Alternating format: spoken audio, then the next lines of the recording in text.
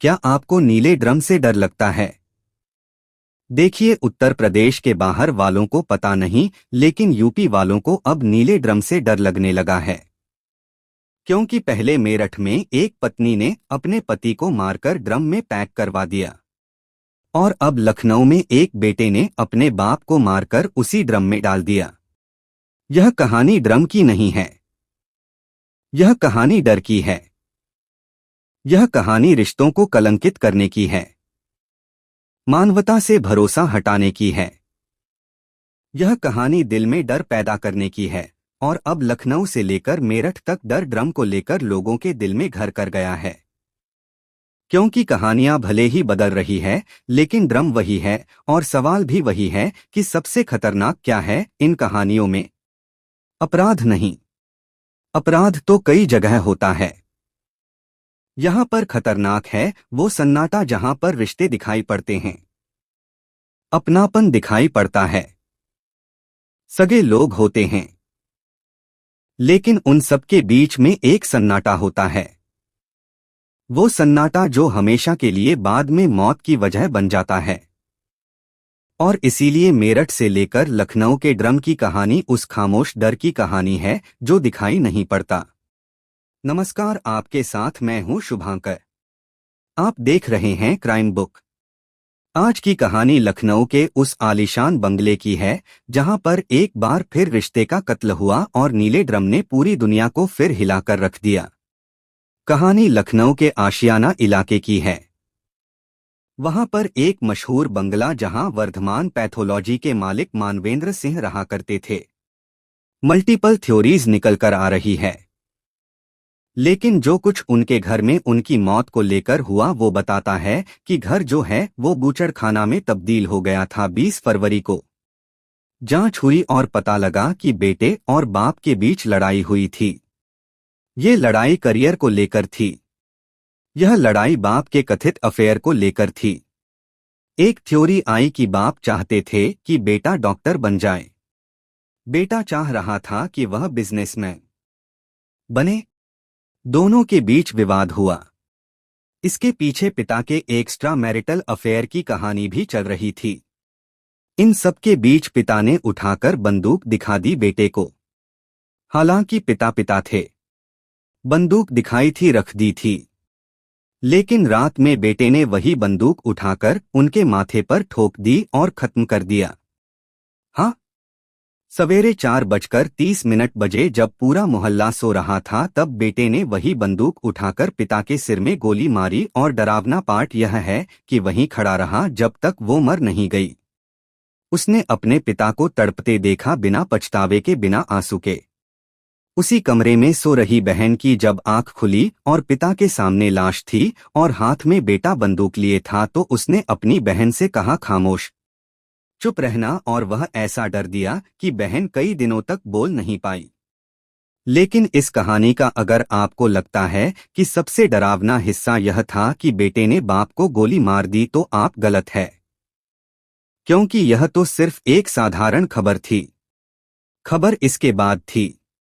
इस कहानी का सबसे डरावना मोड़ तब आता है जब बेटे ने बाप की लाश को ठिकाने लगाने का सोचा, और उसने वही रास्ता चुना जो मेरठ में ड्रम कांड में हुआ था, जहां एक नीले ड्रम ने पूरे देश को हिलाकर रख दिया था।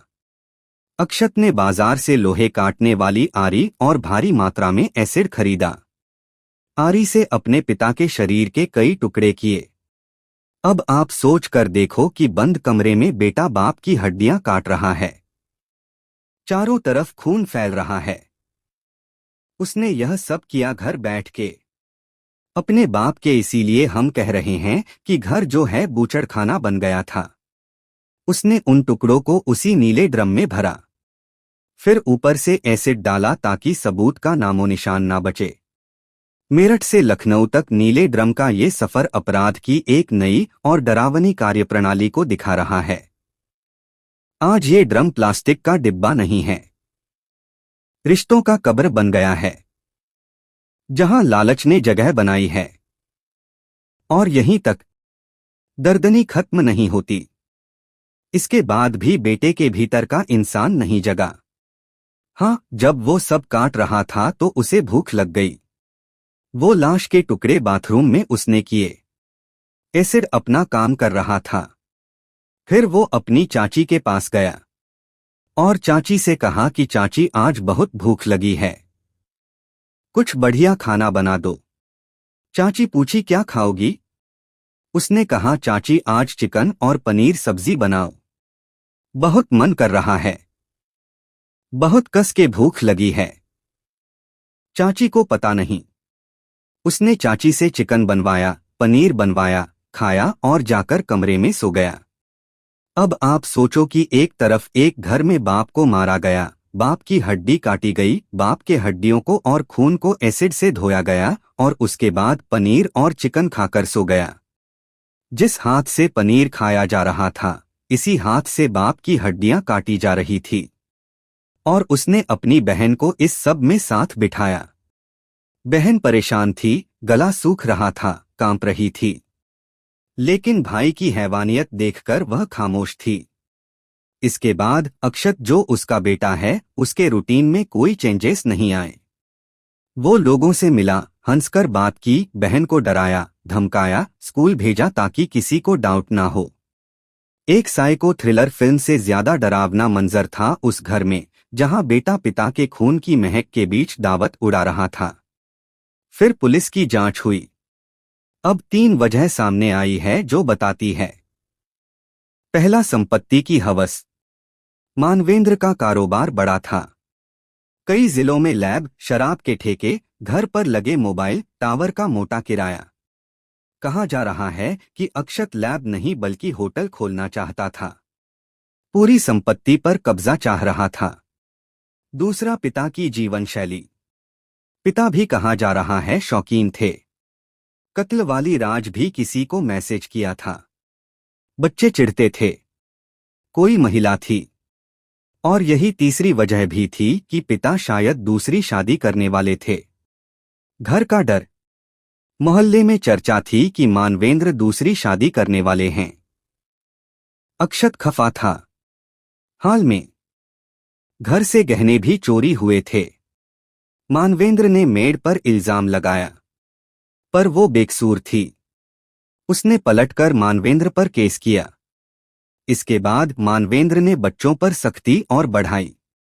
कहा तुम्हारे लिए अपनी जिंदगी बर्बाद कर रहा हूं, दूसरी शादी नहीं कर रहा। यही सख्ती, जायदाद छिन जाने का डर, एक्स्ट्रा मेटल अफेयर की बात, इन सारी बातों को लेकर उसने अपने पिता को मार दिया। इस बेरहमी से, हैवानियत से मतलब आप सोच के देखो यार, किस तरह से मारा, काटना, एसिड छिड़कना, फिर खाना खाना। हालांकि अभी भी कई सवाल है जो अनसुलझे हैं। इस सनसनीखेज वारदात के बाद पुलिस 3 सवालों के जवाब तलाश रही है जो इस कहानी को और डरावना बना रही है। पहला, उस खौफनाक सन्नाटे को लेकर। जब हत्या हुई तब बहन उसी कमरे में थी। चाचा चाची दूसरे फ्लोर पर थी, तो राइफल चलने की आवाज जो है वो किसी को सुनाई क्यों नहीं पड़ी? दूसरा, क्या लाश के टुकड़े करके नीचे लिया समय खून की एक बूंद नहीं गिरी? और चाची को 2 दिनों तक शव के गलने की बदबू क्यों नहीं आई? सवाल बहन के व्यवहार को लेकर भी है। इतना सब होने के बाद वह स्कूल कैसे गई? पेपर देने कैसे गई? उसने टीचर, सहेली, रिश्तेदार को इशारा तक नहीं किया।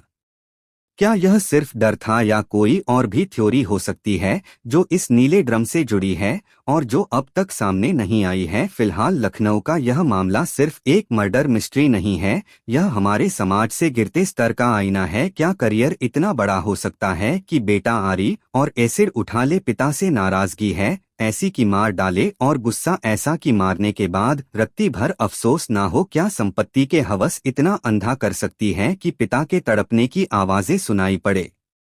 नीला ड्रम सिर्फ एक वस्तु नहीं है, बल्कि उस गुस्से, नफरत, सन्नाटे का प्रतीक है जो एक बड़ी त्रासदी बदला है।